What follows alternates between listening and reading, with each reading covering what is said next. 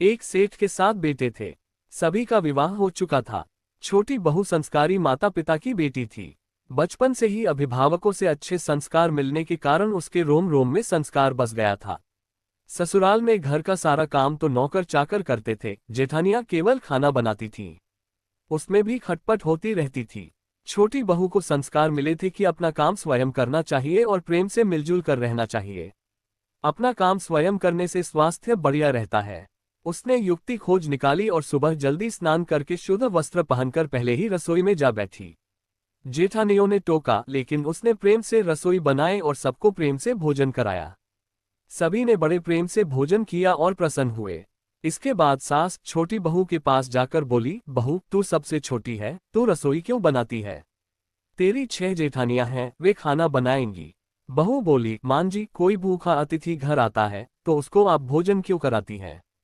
बहू शास्त्रों में लिखा है कि अतिथि भगवान का रूप होता है। भोजन पाकर वह तृप्त होता है तो भोजन कराने वाले को बड़ा पुण्य मिलता है। माँ जी, अतिथि को भोजन कराने से पुण्य होता है तो क्या घर वालों को भोजन कराने से पाप होता है?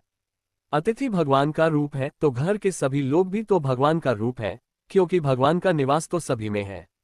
अन्न आपका, बर्तन आपके, सब चीजें आपकी हैं। मैंने जरा सी मेहनत करके सब में भगवत भाव रखकर रसोई बनाकर खिलाने की थोड़ी सी सेवा कर ली तो मुझे पुण्य मिलेगा कि नहीं? सब प्रेम से भोजन करके तृप्त और प्रसन्न होंगे तो कितनी खुशी होगी। इसलिए माँ जी आप रसोई मुझे बनाने दें। कुछ मेहनत करूंगी तो स्वास्थ्य भी अच्छा रहेगा। सास ने सोचा कि बहू बात तो ठीक ही कहती है।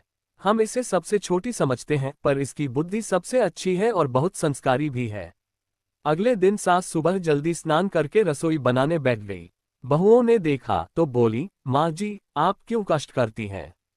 सास बोली, तुम्हारी उम्र से मेरी उम्र ज्यादा है, मैं जल्दी मर जाऊंगी। मैं अभी पुण्य नहीं करूंगी तो फिर कब करूंगी? बहुएं बोली, माँ जी इसमें पुण्य की क्या बात है, ये तो घर का काम है। सास बोली, घर का काम करने से पाप होता है क्या? जब भूखे व्यक्तियों को, साधुओं को भोजन कराने से पुण्य मिलता है तो क्या घर वालों को भोजन कराने से पाप मिलेगा? सभी में ईश्वर का वास है। सास की बातें सुनकर सभी बहुओं को लगा कि इस बारे में तो उन्होंने कभी सोचा ही नहीं। ये युक्ति बहुत बढ़िया है। अब जो बहू पहले जाग जाती वही रसोई बनाने लगती। पहले जो भाव था कि तू रसोई बना, बारी बंधी थी। अब मैं बनाऊं, ये भाव पैदा हुआ तो 8 बारी बद गई। 2 और बढ़ गए सास और छोटी बहू। काम करने में तू कर, इससे काम बढ़ जाता है और आदमी कम हो जाते हैं। पर मैं करूं, इससे काम हल्का हो जाता है और आदमी बढ़ जाते हैं। छोटी बहू उत्साही थी। सोचा कि अब तो रोटी बनाने में चौथे दिन बारी आती है, फिर क्या किया जाए। घर में गेहूं पीसने की चक्की थी। उसने उससे गेहूं पीसना शुरू कर दिया। मशीन की चक्की का आटा गर्म गर्म बोरी में भर देने से जल जाता है। उसकी रोटी स्वादिष्ट नहीं होती, जबकि हाथ से पीसा गया आटा ठंडा और अधिक पौष्टिक होता है तथा उसकी रोटी भी स्वादिष्ट होती है। छोटी बहू ने गेहूं पीसकर उसकी रोटी बनाई तो सब कहने लगे कि आज तो रोटी का जायका बड़ा विलक्षण है। सास बोली, बहू तू क्यों गेहूं पीसती है? अपने पास पैसों की कमी है क्या? मान जी, हाथ से गेहूं पीसने से व्यायाम हो जाता है और बीमारी भी नहीं होती। दूसरे रसोई बनाने से भी ज्यादा पुण्य गेहूं पीसने से होता है। सास और जेठानियों ने जब सुना तो उन्हें लगा कि बहू ठीक ही कहती है। उन्होंने अपने अपने पतियों से कहा, घर में चक्की ले आओ, हम सब गेहूं पीसेंगी। रोजाना सभी जेठानियां चक्की में 2 से 2.5 सेर गेहूं पीसने लगीं।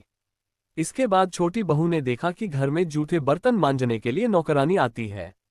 अपने जूठे बर्तन खुद साफ करने चाहिए, क्योंकि सब में ईश्वर का वास है, तो कोई दूसरा हमारा जूठा क्यों साफ करे। अगले दिन उसने सब बर्तन मांज दिए। सास बोली, बहू जरा सोचो, बर्तन मांजने से तुम्हारे गहने घिस जाएंगे, कपड़े खराब हो जाएंगे। माँ जी, काम जितना छोटा उतना ही उसका महात्म्य ज्यादा। पांडवों के यज्ञ में भगवान श्री कृष्ण ने जूठी पत्तलें उठाने का काम किया था। अगले दिन सास बर्तन मांजने बैठ गई। उन्हें देखकर सभी बहुओं ने बर्तन मांजने शुरू कर दिए। घर में झाड़ू लगाने के लिए नौकर आता था। एक दिन छोटी बहू ने सुबह जल्दी उठकर झाड़ू लगा दी। सास ने पूछा, बहू झाड़ू तुमने लगाई है? मान जी, आप मत पूछिए, आपसे कुछ कहती हूँ तो मेरे हाथ से काम चला जाता है। झाड़ू लगाने का काम तो नौकर का है, तुम क्यों लगाती हो?